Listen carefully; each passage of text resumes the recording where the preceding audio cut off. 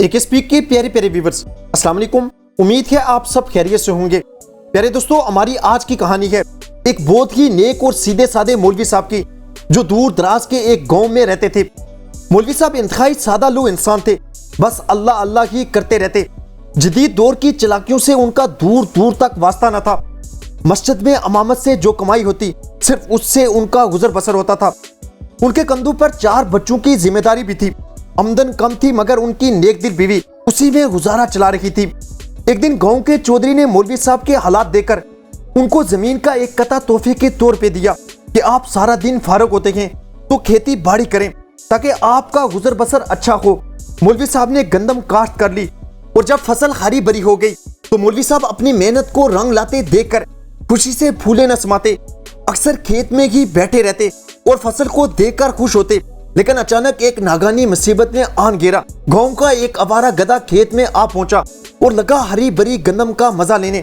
मौलवी साहब ठहरे सादा लो आदमी लगे और पढ़ पढ़ कर दम करने लगे, मगर गधे को परवाह तक न हुई। अब तो जैसे गधा आदी ही हो गया, हर रोज खेत में आ जाता और खूब मौज करता।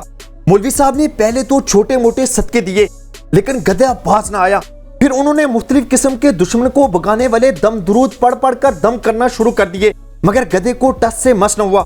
एक दिन जब मौलवी साहब परेशान हाल बैठे गधे को फसल उजाड़ते देख रहे थे कि उधर से एक किसान का गुजर हुआ।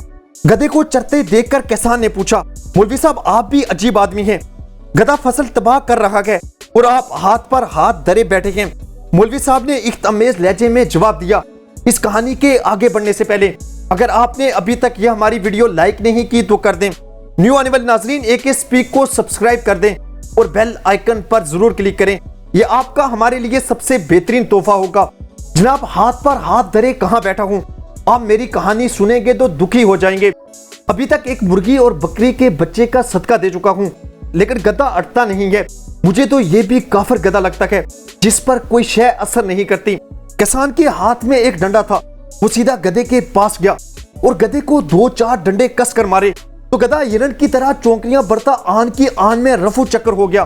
किसान ने खेत से बाहर आकर डंडा मौलवी साहब के हवाले करते हुए कहा, मौलवी साहब, कुरान गधों को भगाने के लिए नाज़िल नहीं किया गया, गधों को भगाने के लिए अल्लाह ताला ने यह डंडा भेजा है।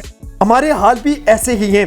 हमारे गधे हुक्मरान और सियासतदान करोड़ों नहीं बल्कि अरबों लूट कर चले गए हैं और हम सिर्फ दुआओं और सदकात व खैरात के बलबूते पर उन गधों से छुटकारा हासिल करना चाहते हैं। जब तक कौम इन लुटेरों से निजात के लिए डंडा इस्तेमाल नहीं करती, ये गधे मुल्क व कौम के तमाम वसाइल यूं ही लूटते रहेंगे। खुदा से दुआ है कि वो हमारे मुल्क को हिफ्ज़ो अमान में रखे और हमें गधों की पैरवी से बचाए, आमीन। कमेंट सेक्शन में ये जरूर बताइएगा आपको ये हमारी कहानी कैसी लगी। आखिर तक हमारा साथ देने का बहुत शुक्रिया।